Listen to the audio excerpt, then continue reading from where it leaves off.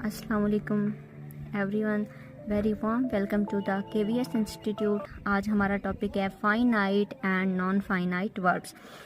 तो देखते हैं कि फाइनाइट का मीनिंग क्या होता है। तो फाइनाइट का मीनिंग होता है लिमिटेड, और ग्रामर की ज़बान में देखा जाए तो तीन चीज़ें हैं। इसको याद करने के लिए जो फार्मूला है वो तीन चीज़ों का है, नंबर और सब्जेक्ट और तीसरा है टेंस। अगर इन तीनों में से एक भी चीज़ चेंज होगी तो इसका जो वर्ब होगा, जो हमारे पास फाइनाइट वर्ब होगा, वो चेंज हो जाएगा।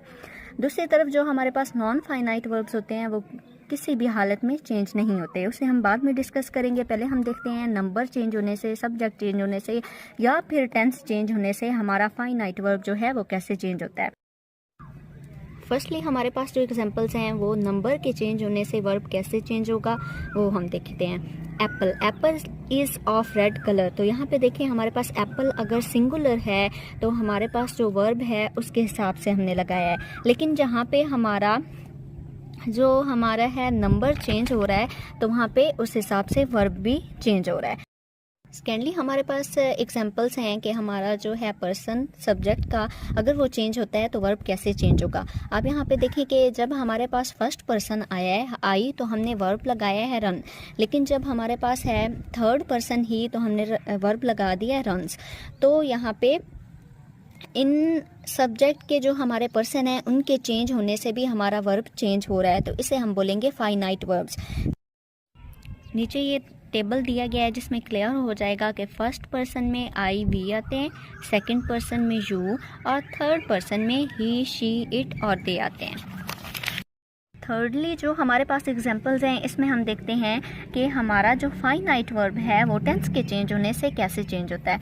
देखिए आई प्ले क्रिकेट एवरीडे, ये हमारे पास है प्रेजेंट इंडेफिनिट का टेंस। आई प्लेड, यहाँ पे प्लेड क्यों हुआ है, क्योंकि हमने टेंस को चेंज कर दिया है। I played cricket everyday past indefinite का हो गया। अब हमने तीनों एग्जाम्पल्स को डिस्कस किया है कि नंबर के चेंज होने से, सब्जेक्ट के पर्सन के चेंज होने से या फिर टेंस के चेंज होने से जो फाइनाइट वर्ब होता है ये चेंज होता है। इन तीनों में से अगर एक भी चेंज होगा तो हमारा जो फाइनाइट वर्ब होगा वो ज़रूर चेंज होगा। नॉन फाइनाइट वर्ब से अगर इनका मीनिंग देखा जाए तो ये लिमिटेड नहीं होते। नंबर हो गया, टेंस हो गया या सब्जेक्ट हो गया, इन पे इन तीनों चीज़ों का कोई असर नहीं होता। ये हमेशा जहाँ भी आएंगे, जिस सेंटेंस में भी आएंगे, ये हमेशा सेम रहेंगे। बाकी वर्ब्स की जितनी भी फॉर्म्स हैं वो सारी चेंज हो जाएंगी, लेकिन इसकी जो टाइप्स हैं वो कभी भी चेंज नहीं होंगी। तो इसकी मेजर जो टाइप्स हैं, तीन ही टाइप्स हैं। First one gerund, and second one is infinitives and third one is participles। सबसे पहले देखते हैं जेरन। जेरन क्या होता है? ये जेरन फॉर्म ऑफ वर्ब है जो हमेशा ING पे एंड होगी, जैसे वॉकिंग, रीडिंग, कॉलिंग, ये सारी एग्जांपल्स इसकी हैं जेरन की।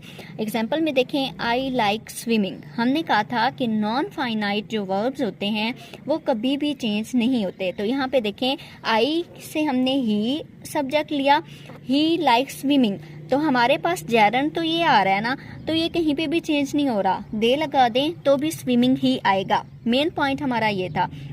दूसरा, अगर मैं आपको डेप्थ में जाके समझाऊं तो ये जेरन्स नाउन के तौर पर एक्ट करते हैं और सब्जेक्ट और ऑब्जेक्ट के तौर पर सेंटेंस में सर्व भी करते हैं। जैसे यहाँ पे आप देखें तो ये एज अ ऑब्जेक्ट कर रहा है एक्ट, और अगर इस सेंटेंस में देखें तो यहाँ पे ये एज अ सब्जेक्ट एक्ट कर रहा है।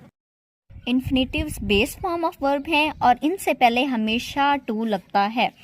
For example, she wants to reach home quickly, they want to reach home quickly, I want to reach home quickly, you wanted to reach home quickly। जो हमारे पास इन्फिनिटिव्स हैं टू रीच आ रहे हैं। तो हमने पढ़ा था नॉन फाइनाइट जो वर्ब्स होते हैं उनकी जो तीनों टाइप्स हैं, जेरंड है, इन्फिनिटिव्स है या तीसरी पार्टिसिपल्स हैं, वो हर सेंटेंस में सेम ही रहेंगे।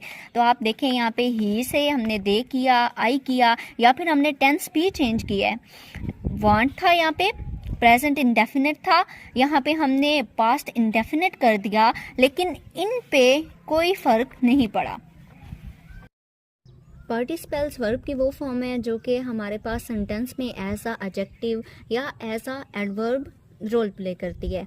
इसकी 3 टाइप्स हैं, प्रेजेंट पार्टिसिपल, पास्ट पार्टिसिपल या फिर परफेक्ट पार्टिसिपल। सबसे पहले प्रेजेंट पार्टिसिपल को अगर हम देखें तो इसकी पहचान ये है कि इसमें ING आएगा। इस एग्जाम्पल को अगर आप देखें, the sleeping girl over there is my sister, तो यहाँ पे पहली चीज़ ये है स्लीपिंग गर्ल, ये as a adjective role play कर रहा है। अगर हम टेंस चेंज करते हैं, वहाँ पे इस था, यहाँ पे हमने वास लगा के टेंस चेंज कर दिया है, लेकिन जो हमारे पास प्रेजेंट पार्टिसिपल है वो सेम ही रहा है। स्लीपिंग गर्ल वहाँ पे था तो यहाँ पे भी वही रहा है, क्योंकि ये एज अ एडजेक्टिव कर रहा है एक्ट।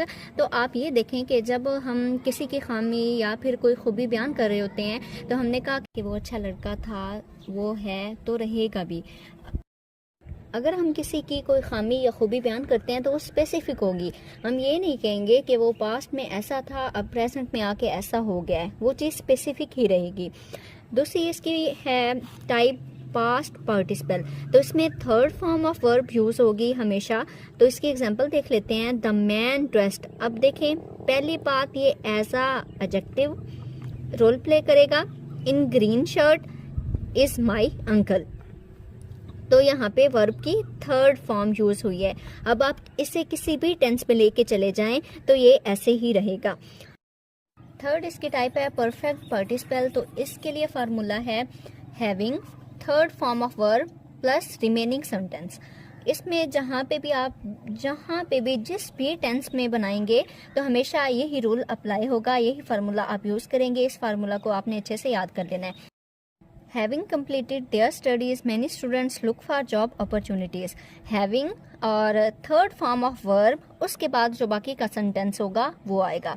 अब हमने देख लिया कि नॉन फाइनाइट जो वर्ब्स होते हैं वो कभी भी चेंज नहीं होते, चाहे नंबर चेंज हो, टेंस चेंज हो या हमारा सब्जेक्ट का पर्सन चेंज हो जाए।